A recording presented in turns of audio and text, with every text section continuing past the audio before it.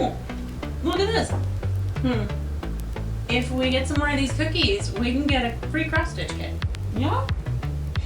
Yeah. That's cool. We should do that. Yeah, let's do it.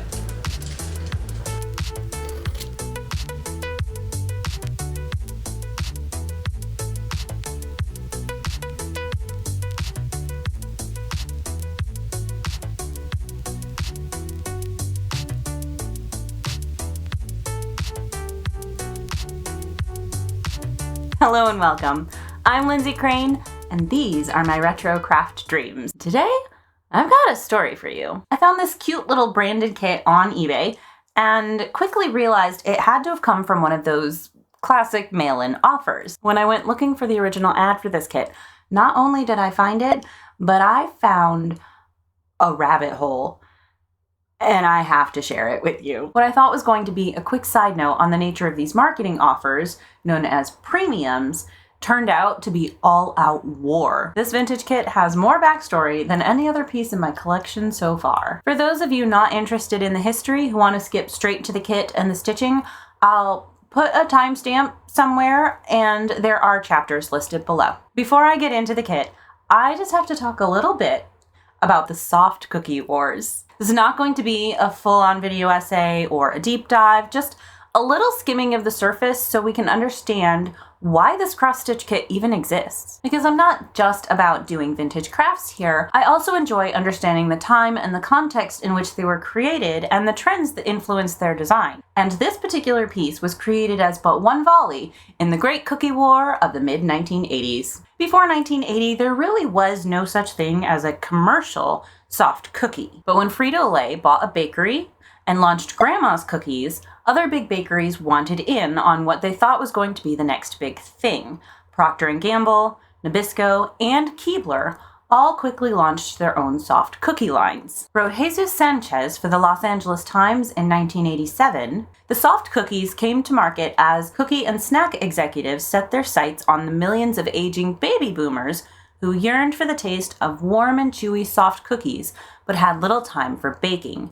Freshly baked soft cookies were selling like hotcakes at cookie emporiums such as Mrs. Fields and Famous Amos. With all its perceived potential, these companies went hard on their marketing to come out on top of this new product market. Keebler CEO Thomas Garvin said, "We are playing for some extremely high stakes. I'm not going to get into numbers, but I can tell you that the magnitude of marketing support plans for us and all our competitors are greater than this industry has ever seen in the past." James O. Welch, vice chairman of RJR Nabisco, told Fortune magazine that we became much more of a marketing company. We wanted to mass overwhelming firepower from the word one. We weren't out to stop them, we were out to crush them.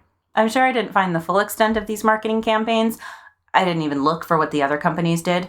But for Nabisco's Almost Home Cookies alone, I did find a cookie jar, a die-cast Model T coin bank, a cooler, a personalized welcome sign for $14.95 and 5 proofs of purchase, and, of course, a cross-stitch kit.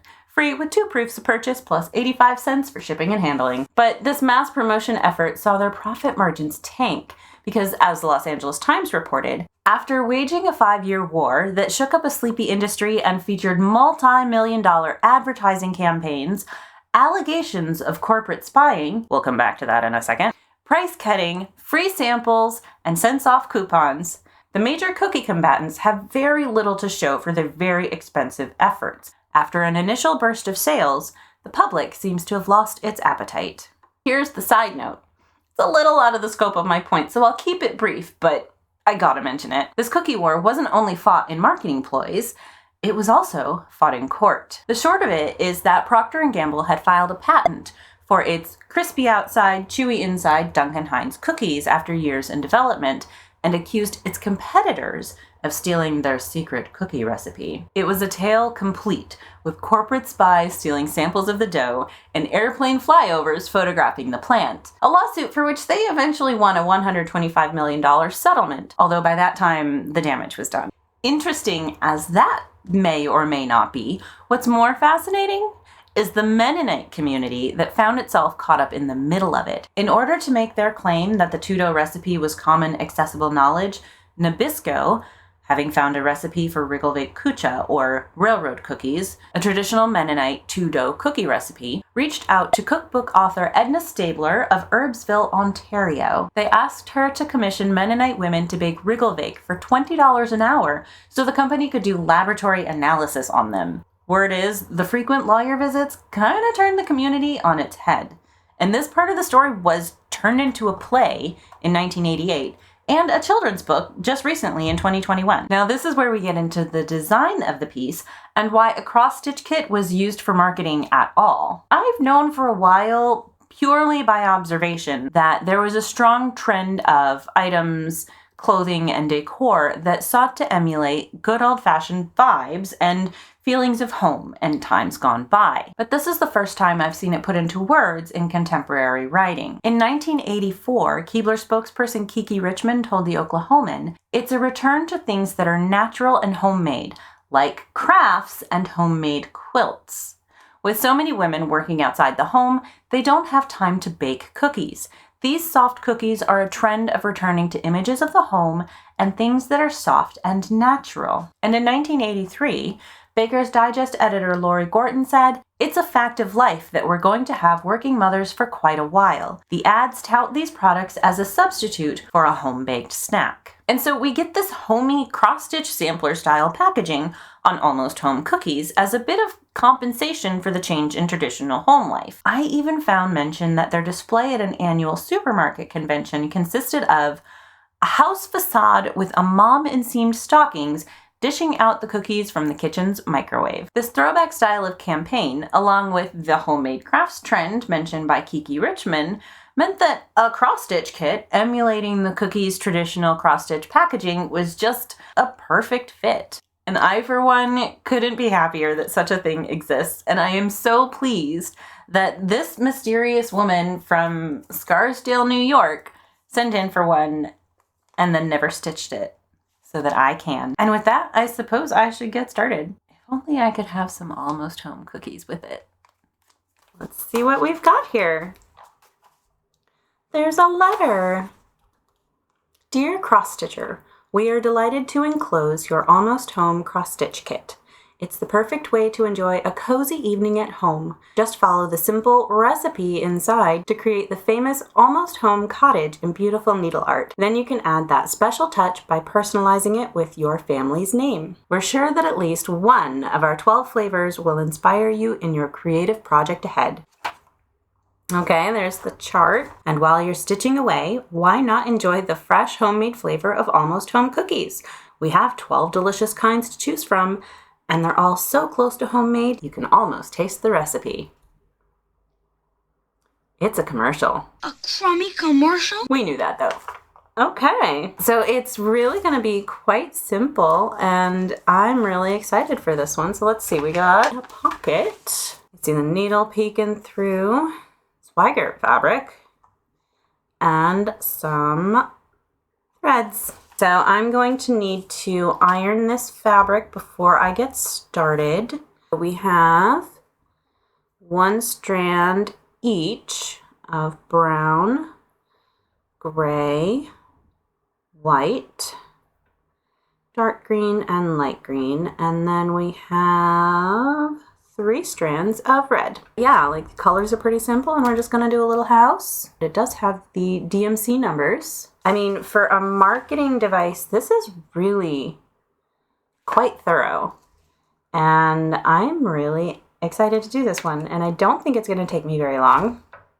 So we've got our chart, our fabric, our thread, and our needle, and our cookies.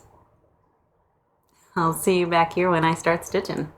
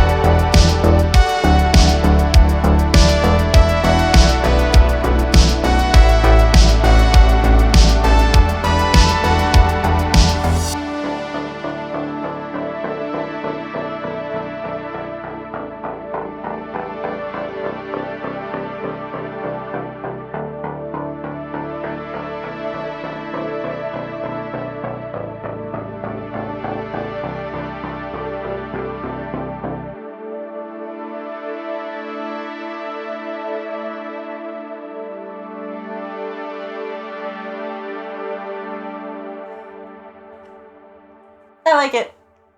I do. That's just a really fun piece to have in my collection, and I'm really happy that I got to share it with you. I hope you enjoyed that. And if this subject interests you, I couldn't dive into it too deeply because it's not really in the scope of this channel, but I have all of my sources linked down below. I highly recommend. There's some interesting tidbits in those articles that I couldn't quite find the time for. And tell me down below, what was your favorite cookie in the 80s? Or now, if you weren't around or buying cookies in the 80s, I'd still be curious to know, especially if it's a soft cookie, because I am a sucker for a soft cookie, and I'm sorry, but Chewy Chips Ahoy just ain't it. I could use some good cookie recommendations now. I could. So if you like vintage crafts, do feel free to subscribe so you can catch my next video. I try and put them out twice a month. That was a really simple stitch with a really complicated story, and I don't know about you, but I had some fun. I really hope you did enjoy that, and that's gonna do it for me today. Happy crafting, and I will see you next time. Sounds like a cartoon plot, doesn't it? How do I already have a second cookie video out? I didn't plan that. I didn't mean for that to happen. The surface, so we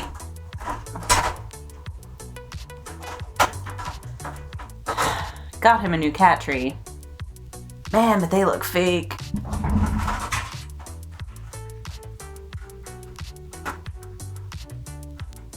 You're not even on camera, so like, they can't enjoy you. High stakes. End of these marketing campaigns. Okay, can I have my cookies now? You're in my seat.